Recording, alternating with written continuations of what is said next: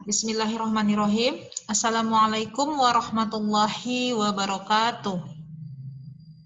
Waalaikumsalam warahmatullahi wabarakatuh. Ya, puji syukur kepada Allah Subhanahu wa taala. Berkat ridhonya kita masih bisa kembali bertatap muka ya. Nah, ini pertemuan kita yang kedua ya, Nak ya, untuk semester ini. Ya, puji syukur kepada Allah ya. Pada semangat semuanya? Masih semangat?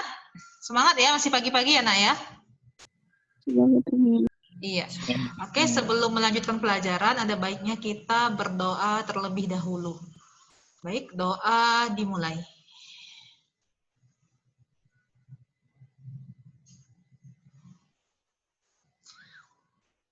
Doa boleh selesai. Oke, pada materi kita yang kedua ini masih membahas tentang ancaman terhadap negara, yaitu bagaimana strategi negara Indonesia dalam menghadapi berbagai ancaman, baik itu ancaman di bidang militer ataupun ancaman nirmiliter ataupun non-militer. Oke, sebelumnya saya share terlebih dahulu PPT-nya ya, Nak ya.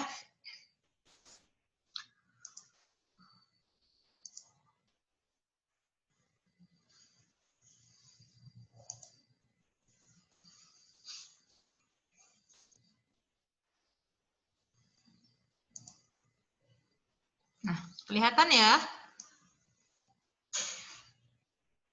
Kelihatan ya, Nak ya? Oke. Strategi Indonesia dalam menghadapi berbagai ancaman. Nah, kalau di minggu sebelumnya kita sudah membahas tentang ancaman itu seperti apa ya? Ancaman itu bisa hambatan, tantangan yang datang dari luar maupun dari dalam. Ya, untuk apa? Ya, untuk memiliki tujuan tertentu, yaitu mungkin menguasai sebuah bangsa. Nah, itu ancaman. Ya.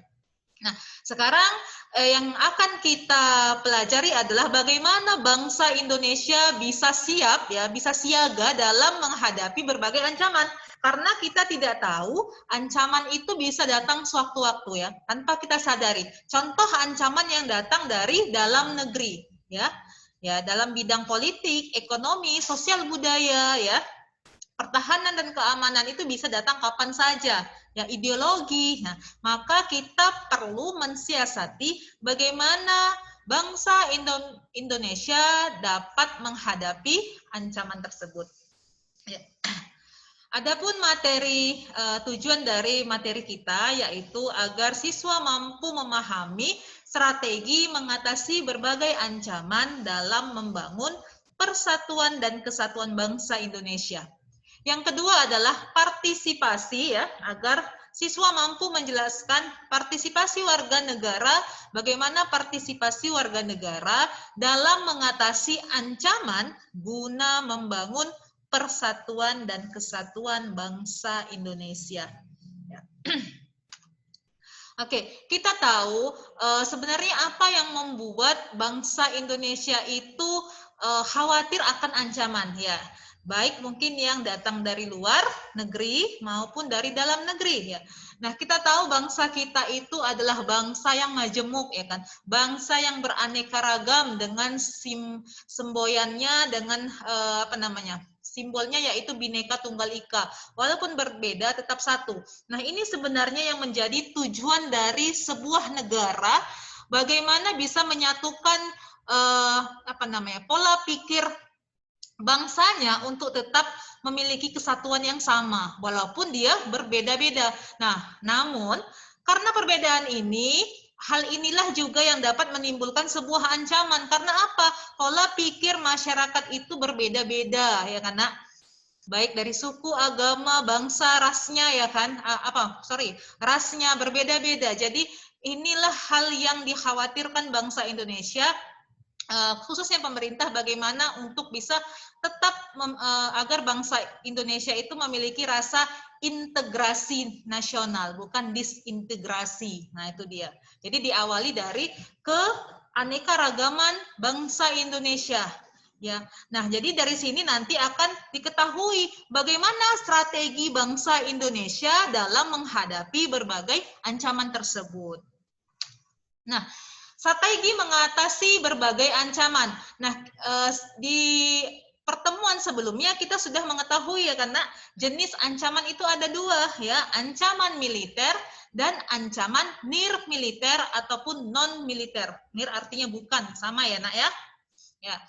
Kalau ancaman militer kita sudah tahu ya, seperti invasi yang di minggu lalu kita bahas, invasi ya, sabotase, gencatan militer. Nah, itu termasuk ke dalam ancaman militer. Nah, sementara ancaman nir militer ataupun ancaman non militer adalah ancaman di berbagai bidang ya, baik itu bidang ideologi, politik, ekonomi, sosial budaya serta pertahanan dan keamanan. Nah, jadi dari dua jenis ancaman ini, maka difokuskan bagaimana sebenarnya strategi yang yang harus dilakukan oleh bangsa Indonesia dalam menghadapi dua jenis ancaman ini. Nah, jadi ancaman ini bisa disiasati dengan partisipasi warga negaranya dalam mengatasi ancaman, ya, guna membangun persatuan dan kesatuan bangsa. Nah, seperti apa? Mi? Nah, kita lihat.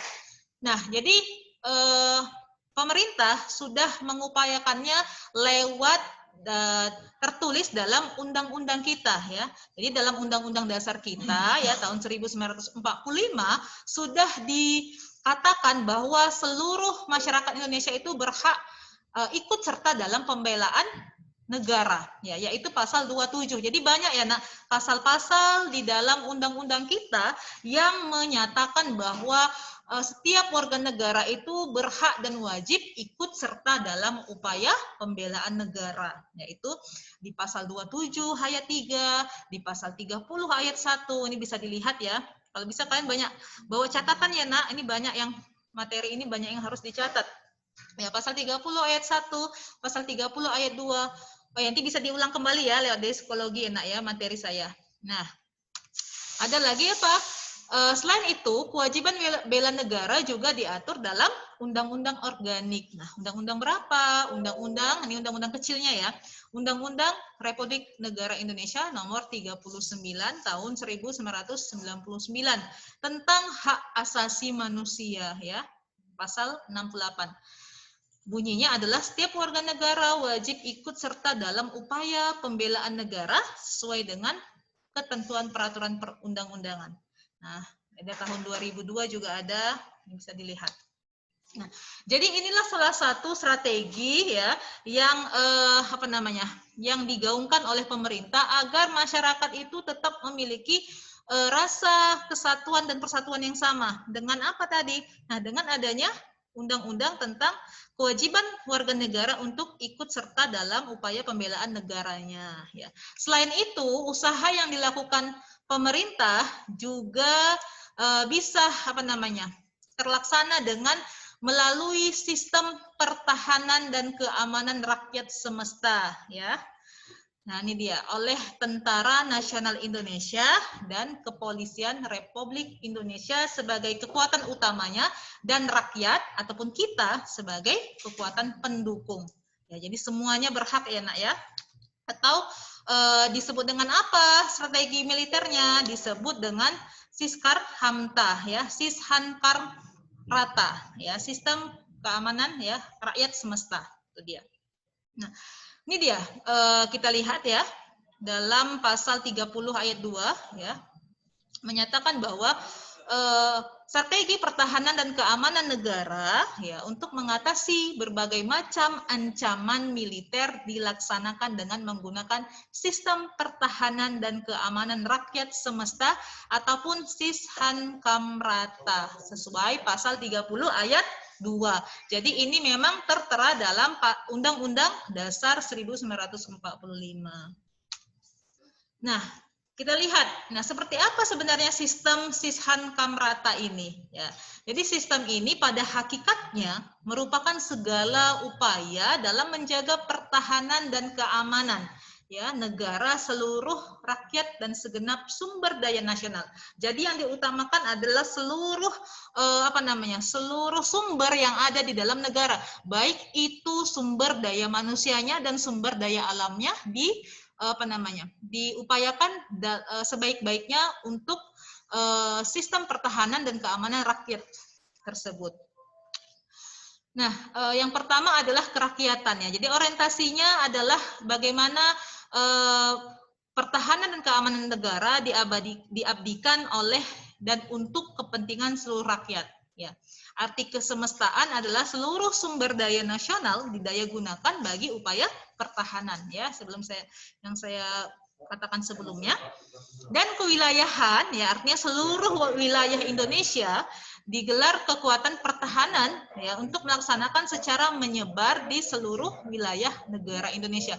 Jadi tidak terkecuali, tidak membeda-bedakan daerah manapun, daerah yang menjadi bagian dari negara Republik Indonesia secara geografis, maka itu wajib dilindungi oleh pemerintah kita dan seluruh rakyat Indonesia. Ya, Nak, ya. Oke, nah sekarang kita akan membahas bagaimana strategi bangsa Indonesia dalam menghadapi ancaman nirmiliter ataupun ancaman non-militer. Nah, tadi kita sudah bahas ya di non-militer strateginya dengan pasal-pasal yang ada di dalam undang-undang. Nah, kalau di ancaman strategi dalam menghadapi ancaman nirmiliter, kita lihat seperti apa. Kita tahu ancaman nirmiliter itu ada 4 ya Nak ya. Bidang ideologi, bidang politik, bidang ekonomi, bidang sosial budaya. Boleh ditambahkan dengan bidang pertahanan dan keamanan. Ya, tapi itu bisa masuk juga ke militer. Oke. Kita lihat untuk bidang ideologi. Jadi strateginya adalah tentunya ya, kita tahu kita memiliki ideologi Pancasila yang mana ideologi itulah yang harus kita jaga. Jadi salah satunya adalah ada 5 poin ini yang bisa kalian baca nanti Nak, diulang lagi ya. Nah, jadi tidak lupa juga dalam bidang ideologi ini tetap menyertakan lapisan militer di dalamnya. Untuk menjaga apa? Untuk menjaga ideologi kita agar tetap menjadi pandangan kita sampai saat ini ya. Jadi tidak menutup kemungkinan bahwa untuk menjaga ancaman non-militer di bidang ideologi ini perlu juga aspek dari non-militer ya seperti TNI ya, kepolisian untuk tetap menjaga agar simbol ideologi kita tetap terjaga sampai saat ini ya. Yang kedua adalah bidang politik ya. Kalau bidang politik, nah seperti apa upayanya? Kalau ini dilihat dari 2 pendekatan. Yang pertama pendekatan ke dalam dan pendekatan keluar. Ya, kalau pendekatan ke dalam tentu kita bisa lihat dari bagaimana pemerintah kita untuk tetap menjaga kestabilan perpolitikan di Indonesia itu berjalan dengan baik. Ya, dari mana dilihat? Dari lembaga-lembaga negaranya seperti lembaga legislatif, eksekutif dan yudikatifnya harus bisa berjalan beriringan ketiga-tiga ini. Ya. Nah, kalau dilihat dari pendekatan keluar ya, bisa dilihat bagaimana hubungan Indonesia dengan negara lain ataupun dengan lembaga-lembaga yang lain ya, lembaga-lembaga luar negeri seperti PBB ya Nak ya, ASEAN. Nah, jika hal itu bisa bisa dijaga dengan baik, otomatis ancaman nirmiliter dalam bidang politik ya dengan negara lain juga bisa berjalan dengan baik. Bisa dipahami sampai sini? Bisa, Nak? Ingat saja ya, pendekatan ke dalam dan pendekatan keluar kalau di bidang politik. Kalau keluar pasti tentunya dengan negara lain ya kan. Kalau di dalam pasti antar dari lembaga-lembaga di Indonesia. Bisa dipahami ya? Bisa, Mem. Oke, lanjut. Sedikit lagi. Nah, bidang ekonomi. Jadi, kalau untuk di bidang ekonomi, strategi yang harus dilakukan bangsa Indonesia, khususnya pemerintah adalah dengan menciptakan lapangan kerja. Karena kita pelajari di pertemuan sebelumnya bahwa ancaman untuk di bidang nirmiliter ini adalah ancaman yang lebih sering itu dirasakan itu sebenarnya bukan dari luar, Nak, tapi dari dalam diri bangsa Indonesia kita sendiri. Makanya apa? Dengan adanya misalnya untuk di bidang ekonomi, dengan adanya penciptaan lapangan kerja, otomatis apa? Bangsa Indonesia akan merasa diberi keuntungan serta apa? Nantinya mereka akan lebih mencintai ya negaranya sendiri, sehingga tidak membuat propaganda yang bisa merugikan negara ya. Dengan adanya pembangunan infrastruktur ya, Ini tentunya akan apa? Kalau adanya pemerataan pembangunan di setiap daerah, tidak ada kecemburuan antar daerah yang satu dengan daerah yang lainnya. Otomatis tidak akan ada lagi bangsa-bangsa yang masyarakat Indonesia yang ingin melepaskan diri ya dari bangsa Indonesia, seperti kejadian di Papua ya, karena ya tidak akan ada lagi, karena apa? Merasa bahwa mereka dihargai ya. Jadi setiap daerah itu memiliki perlakuan yang sama dari pemerintah. Itu dia. Nah, itu untuk dari internalnya. Jadi eksternalnya seperti apa? Membangun dan menjaga hubungan baik dengan negara-negara utama ya, ataupun negara-negara utama itu adalah negara-negara di hubungan yang lebih dekat ya. Seperti misalnya hubungan-hubungan negara dalam negara PBB ya, dan tatanan ekonomi politik di dunia, jadi seluruh dunia. Jadi harus dijaga. Kalau dengan unsur militernya apa? Menciptakan kondisi keamanan nasional yang terkendali guna membantu kelancaran distribusi ya komoditas dan kebutuhan pokok masyarakat. Itu yang paling utama untuk kebutuhan kita sebagai masyarakat di negara kita. Nah, kalau bidang sosial budaya, ya, kalau bidang sosial budaya ini sebenarnya lebih simpel dan lebih sederhana, yaitu hanya bisa memelihara keseimbangan dan keselarasan fundamental kita. Yaitu apa? Fundamental kita tadi, ideologi kita Pancasila. Kita harus paham bahwa ideologi kita Pancasila ya. Kita adatnya adat ketimuran ya, bukan kebaratan. Jadi bagaimana bangsa Indonesia itu tetap memiliki nilai-nilai ketimuran, ya, menjunjung tinggi ideologi ataupun sila-sila dalam Pancasila. Ya, bisa dikatakan menjadi manusia yang Pancasilais. Artinya 5 Pancasila itu bisa tertanam dalam dalam sikap sebagai masyarakat Indonesia. Itu ya, Nak ya. Nah, selain dari aspek-aspek yang saya jelaskan tadi, ada juga salah satu upaya ya warga negara ataupun pemerintah selaku penguasa negara untuk lebih bagaimana bisa menciptakan rasa integrasi dalam masyarakatnya, yaitu apa? Dengan mendapatkan pendidikan kewarganegaraan yang pertama, ya, yang seperti kita rasakan sekarang ini. Ya, dengan adanya pendidikan kewarganegaraan, maka masyarakat, contohnya kalian ya, generasi muda seperti kalian yang masih duduk di bangku sekolah akan mengerti, akan memahami dan akan memiliki tingkat kecintaan terhadap negaranya. Karena di pendidikan kewarganegaraan tentu akan dibahas ya materi-materi yang berkaitan dengan negara. Yang kedua apa? Pelatihan dasar kemiliteran ya. Yang ketiga pengabdian sebagai TNI dan pengabdian sesuai dengan keahlian ataupun profesi. Nah, ini sebenarnya lebih diberikan pelatihan-pelatihan khusus dari pemerintah terhadap tiga aspek ini ya. Nih, bisa dilihat gambarnya, salah satu bentuk bela negara ya yang dapat dilakukan. Nah, ini kalau TNI mungkin latihan baris berbaris. Kalau untuk kalian generasi muda ya, bisa misalnya dengan keikutan serta dalam berbagai organisasi seperti Paskibraka ya, karena kepramukaan dan lain sebagainya yang bisa menimbulkan sikap kecintaan kalian terhadap negara. Oke, sampai sini ada yang mau ditanyakan? Sebelum kita tutup, Nak. Ada? Adelia, ada, Nak? Tidak, Mem. Tidak, paham. Marcelino? Tidak, Mi. Tidak ya. Yunus nggak ada? Pas? Ya, Mem. Oke. Oke, kalau tidak ada, terima kasih ya untuk materinya. Semoga bermanfaat. Ya, saya ingatkan kembali bagi siswa-siswi ya, khususnya yang belum mengkonfirmasi nilai ataupun masih ingin melakukan perbaikan nilai remedialnya, saya tunggu ya, Nak ya. Saya tetap stay untuk menunggu kalian agar nilai kalian bisa sesuai KKM ya, Nak ya. Oke, terima kasih, saya beri apresiasi kepada seluruh siswa yang sudah konfirmasi nilainya. Ya, oke, terima kasih. Semoga apa yang saya sampaikan bisa bermanfaat. Tetap jaga kesehatan dan semangat kalian, Nak. Ya, saya akhiri dengan alhamdulillahirabbil alamin.